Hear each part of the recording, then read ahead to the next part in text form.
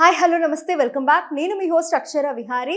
ఈరోజు మనతో పాటు స్టూడియోలో ప్రముఖ ఆధ్యాత్మికవేత్త, ప్రముఖ జ్యోతిష్య వాస్తు సిద్ధాంతి, శ్రీ లలిత ఉపాసకులు నానాజీ పట్నాయక్ గారు మనతో పాటు ఉన్నారు. గురుగారితో మాట్లాడదాం. నమస్కారం గురుగారు. శ్రీమాత్రే నమః. గురుగారు, ఇప్పుడు చాలా మంది ఫ్లైఓవర్ మీద తెలుసో తెలియకో వాళ్ళ జర్నీ వెళ్ళేటప్పుడు కొన్ని జంతువులు అడ్డొస్తూ ఉంటాయి. అయితే అవునండి, అవుట్స్కర్ట్స్ లో, హైవే మీద. ఎస్. అయితే సడన్ గా బ్రేక్ వేస్తే వీళ్ళకి ఏదైనా యాక్సిడెంట్ అవుతుందేమో అని అలా బ్రేక్ వేయకుండా వెళ్ళిపోతూ ఉంటారు. ఇంకొంతమంది తెలియక జంతువులను తొక్కేస్తూ ఉంటారు. తెలిసి తొక్కే వాళ్ళు కూడా ఉన్నారు. అయితే అలా తెలుసో తెలియకో చేయడం వల్ల ఏమన్నా పాపం తాకుతుందంటారా? అంటే ఇక్కడ ఒకటి రెండు విషయాలు మీరు అడిగారు. ఒకటి తెలిసి లేక తెలియక. తెలిసి చేస్తే 100% పాపం ఉంటుంది. తెలియక చేసిన దానికి తగ్గట్టుగా ఉంటుంది. ఓకే, ఎలాంటి పరిహారాలు తీసుకోవాలి? అయితే ఇక్కడ ఏంటంటే మనకి శాస్త్రాల్లో సహజంగా గాయత్రి ఉపాసన ఉన్నటువంటి వారికి గాయత్రి చేసుకుంటే ఏ రోజు పాపము ఏ పూట పాపం ఆ పూటే పోతుంది అంటారు.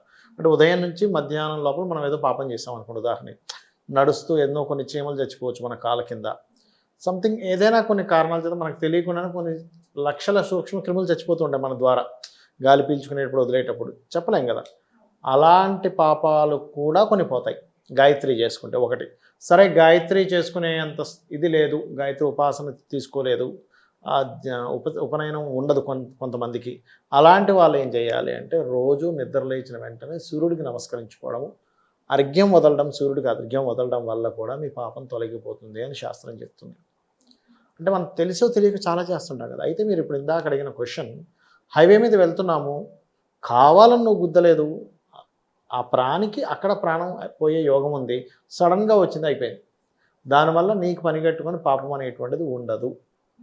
నీ ధర్మం నువ్వు పాటిస్తున్నావు. ఎందుకంటే అదే పాపం అయితే మనకి మన శ్రీకృష్ణ పరమాత్మ భగవద్గీతలో అర్జునుడు మొత్తం సభలో ఉన్న వాళ్ళందరినీ చూస్తాడు. చూసి ఇప్పుడు నేను ఈ యుద్ధం చేసి వాళ్ళ ప్రాణాలు తీసి ఆ యొక్క రక్తపు మడుగుల్ని మొత్తం నేను చూసి ఆ యొక్క దాని మీద నేను రాజ్యం అవసరమా నాకు, ఇంతమందిని చంపేసి గురువులను మేనమాములను మిత్రులను సహోదరులను వీళ్ళందరినీ చూసి హృదయము ద్రవించి ఇలా అన్నాడు అని చెప్పి ఉంటుంది. అప్పుడు శ్రీకృష్ణుడు మనకి మామూలుగా అవన్నీ నిజంగానే అసలు భగవద్గీతలో అర్జునుడు అన్న మాటలు వింటే నిజమే కదా అనిపిస్తుంది మనకు కూడా. ఫస్ట్ అసలు అరే నిజమే కదా, మనిషిని చంపాల్సిన అవసరమే ఉంది, యుద్ధం చేయాల్సిన అవసరమే ఉంది అని అనిపిస్తుంది. ఏదో మామూలుగా వేరే పని చేసుకోవచ్చు కదా. కానీ ఇక్కడ ధర్మము అనేటువంటి ఒకటి ఉంటుంది. క్షాత్ర ధర్మము అంటే క్షత్రియుడిగా నీ ధర్మం ఏంటి? క్షత్రియుడి ధర్మం ఏంటి? రాజ్యం ఆయన పొందాలి, తీసుకోవాలి. నీ రాజ్యాన్ని ఆయన లాక్కున్నాడు, నువ్వు క్షత్రియుడిగా జన్మించినందుకు నీ రాజ్యాన్ని నువ్వు తీసుకోవాలి. ముందు సామరస్యంగా అడిగేది కృష్ణుడు వెళ్ళి ఒక 5 ఊర్లు ఇవ్వండి, వాళ్ళు ఏదో వాళ్ళు బతుకుతారు, సూది మోలినంత ప్లేస్ కూడా ఇవ్వని అంటాడు. మరి అలాంటప్పుడు క్షత్రియ ధర్మం ఏంటి? యుద్ధం చేసి నీ రాజ్యాన్ని సంపాదించుకోవాలి. అలా గనక యుద్ధం చేయకపోతే నరకానికి పోతావు అని చెప్తుంది శాస్త్రం. క్షత్రియుడు యుద్ధమే చేయాలి.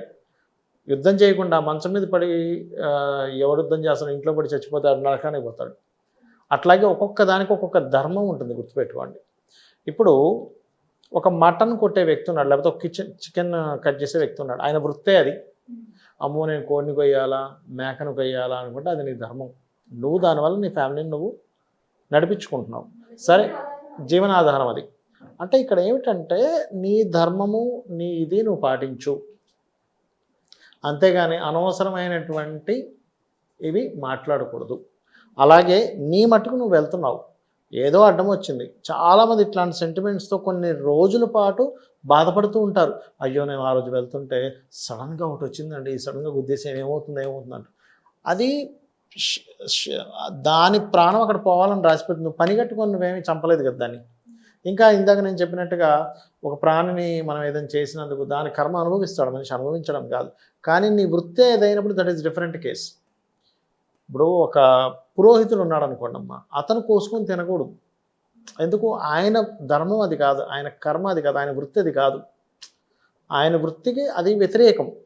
మంత్రాలు చదివేటువంటి ఆ పురోహితుడు ఎవరైతే ఉన్నారో ఆ మాంసాహారం లాంటివి తిన్నప్పుడు అతని నాలుకది సరిగ్గా ఇదవ్వదు, తప్పుగా పలకొచ్చు. అట్లా ఏంటంటే ఇక్కడ వెరీ క్లియర్గా ఇటువంటి విషయాలకి తప్పు ఏమీ కాదు. ఒకవేళ ఆ కర్మ మనకి ఏమైనా అంటుతుంది, ఏమైనా అవుతుంది అనుకునేటువంటి డౌట్ ఉంటే కనుక సూర్య ఉపాసన ఈజ్ ది బెస్ట్ రెమెడీ. అందులో ఎటువంటి సందేహం లేదు. ఖచ్చితంగా సూర్య ఉపాసన బ్రహ్మాండంగా పనిచేస్తుంది. అది. సో చాలా మందికి జనరల్ గా సందేహం ఉంటూ ఉంటుంది. అంటే అలా అయిన తర్వాత 2 రోజులు మనశ్శాంతిగా నిద్రపోరు చాలా మంది. అలాంటి వారు పరిష్కారం కోసం చూస్తూ ఉంటారు. అవును. సో కొన్నిసార్లు అయితే మనకి అయితే ఒకటి ఇక్కడ మనం ఏదైనా తప్పిదంగా అయింది, మనం అనుకోకుండా జరిగిపోయింది సంథింగ్. గోవుకో ఒక గేదెకే గుద్దేశాడు అనుకుందాం బహుశా, అవి వెంటనే చచ్చిపోవు. కానీ వెంటనే మనం అదేదో దాని తలపున అది వచ్చేసింది, మనం వెంటనే కారాపి దానికి మనం ఏమైనా చేయగలమా, దానికి మనం ఏమైనా సహాయపడగలమా, ఫస్ట్ ఎయిడ్ ఏదైనా చేయగలమా అనేటువంటి దానిలో మనం ఉండాలి. కనీసం తప్పిదం జరిగిపోయింది, యాక్సిడెంట్స్ అవుతూ ఉంటాయి, అంతేగాని కొట్టేసుకుని వెళ్ళిపోయి అది జంతువే కదా ఏమైపోయింది అది చూసుకుంటుంది అనుకుంటే అట్లా. అది జంతువు కాబట్టి అది తెలియకుండా రోడ్డు మీదకి వచ్చేసింది. అలా మనిషి అయితే అలా రాడుగా, మనుషులు కూడా వచ్చేస్తున్నారు వాళ్ళు, రేపు జంతువుదే ఉంది. కాబట్టి మన బాధ్యతగా మనం ఏం చేయగలగాలి. ఇంకా మనం చేయలేని పక్షంలో ప్రాబ్లం ఏం కాదు. నన్ను అడిగితే కావాలని నువ్వు చేయలేదు కదా.